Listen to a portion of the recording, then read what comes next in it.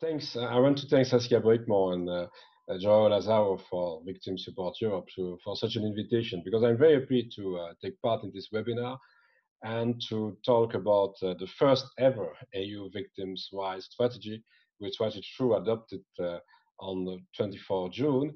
And I have presented this strategy yesterday at the informal council meeting with all the ministers of justice for the 27 member states. So we are on time to present again today such a strategy. As you know, the European Union has a solid set of rules since 2015 under the Victims' Rights Directive.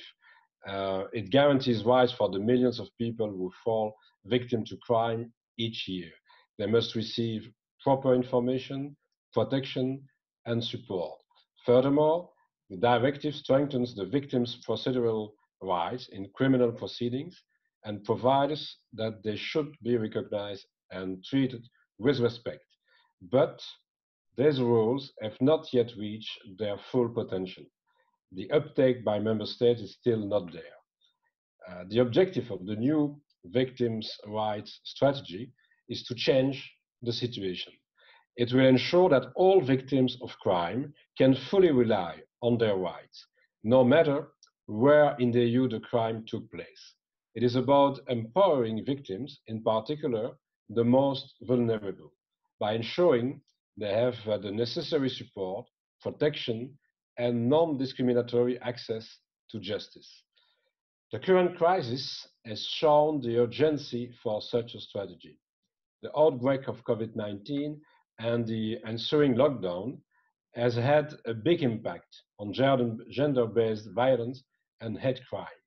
We have seen a disturbing rise in domestic violence, child sexual abuse, cybercrime, and racism and xenophobia. What concerns me also is that many victims are not aware of their rights or are afraid to report the crime. For example, only about 1/3 of women who are physically or sexually abused, mostly by their partners or close relatives, contact the authorities.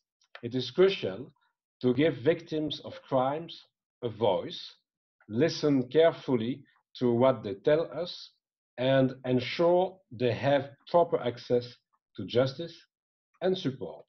The strategy addresses these issues, dealing with all victims of crime, but paying particular attention to the most vulnerable ones. Among these are victims of gender-based violence, child victims, victims with disabilities, victims of hate crimes, including LGBTI+, anti-Muslim or racist hate crime. The new strategy sets out 5 priorities for empowering victims to report crime, claim compensation, and to recover the consequence of crime, and working with all relevant actors in the field. These priorities are effective communication with victims and a safe environment for victims to report crime, improving support and protection to the most vulnerable victims, facilitating victims' access to compensation, strengthening cooperation and coordination among all relevant actors, and strengthening the international dimension of victim rights.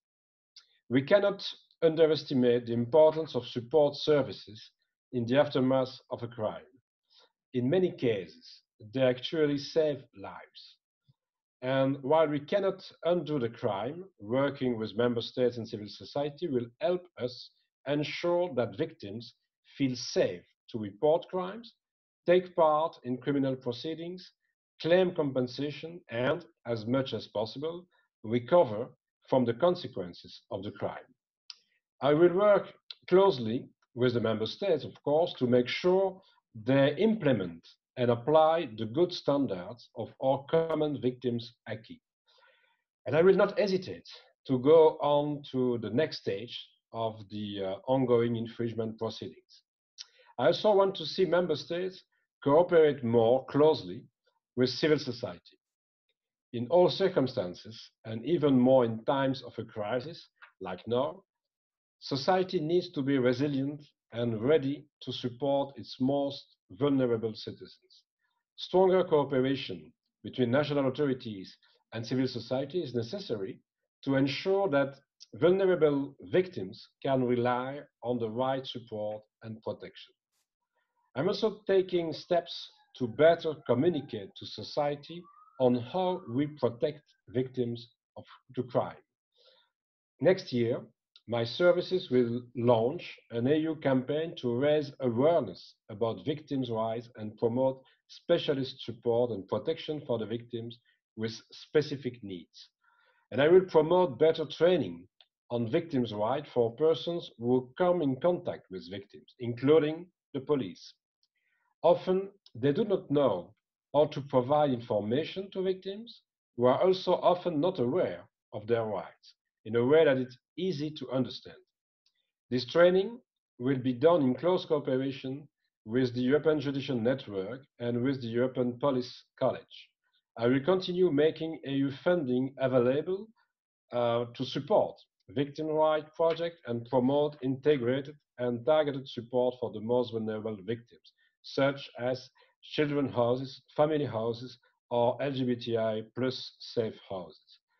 And I know that to support all those actions, we need funding. So it's the reason why in the decision of the college, the commission, some weeks ago about the budget 2021, we have decided to maintain the same level of budget for the Justice and Rights and Values program that it was proposed in the first proposal of the Commission in 2018. So without any cut, because I know that there are some fears about some cuts in those programs, we have explained that it's impossible to launch such a new strategy for the victims or to think about a new action against racism and xenophobia or a better data protection policy. And I don't want to mention all the policies without an appropriate funding. So it was very clear from 21 till 27, we want at least to stay with the same amount of money than the initial proposal of the Commission. Of course, if the members of the European Parliament want to insist to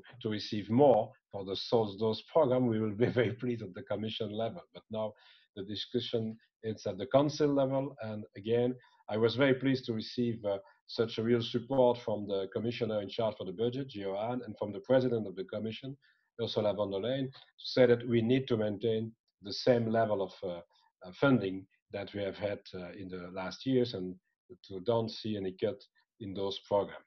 At EU level, I will set up a victim rights platform also that will meet regularly, putting together all EU actors that are relevant for victims' rights. And I will monitor and evaluate the actions under this strategy. We have a lot of actors, but it's very important to install a real instrument to organize the coordination and the cooperation and not to wait for some occasional meetings. I know that they are working together, but it's maybe better to organize such a kind of platform. If necessary, I will come forward with legislative proposals by 2022 to further strengthen victim rights. So we need first to see how it's possible to implement the actual elements and instruments that we have in all the member states. And I insist to say that, of course, it's for all the victims of all types of crimes. I know that we have paid, and it's normal, a huge attention to the victim of terrorist attacks in last years. We have paid some attention to other kind of victims, and I've said myself we will pay more and more attention to the vulnerable victims. But the real new fact of such a new strategy is to take to pay attention to all the victims of all kind of crimes everywhere in Europe and in every kind of circumstances. I will not stop until high standards for victims' rights are met in all contexts. My services will work more closely with our international partners, such as the Council of Europe, the United Nations, and our partner countries. Closer cooperation at all levels is crucial for ensuring those high standards are effectively applied. In every EU member state, we also need national victim rights strategies. And people coming into contact with victims, I said the police, but also the judiciary, support services, medical staff, and also teachers, social workers, and society as a whole must work together. Lastly, all European institutions and bodies should join efforts with the member states and civil society to make the strategy work.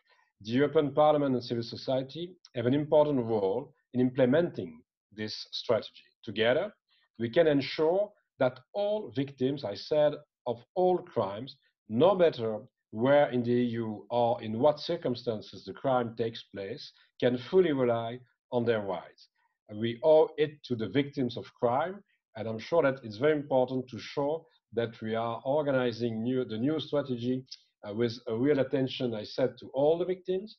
Of course, we are not starting from scratch. I've said we have huge instruments at the EU level, but we need to have a better enforcement, a better implementation of those instruments, and maybe to think in good collaboration with the different actors about the way to strengthen the instrument that we have at our disposal. So I'm very pleased to receive, of course, your comments, your reactions. I know that there are some members of my DG attending also the webinar because I have some other kind of webinars today and discussions today. But again, it will be a pleasure to receive your remarks, your contribution, because we are not at the end of the process with the new strategy.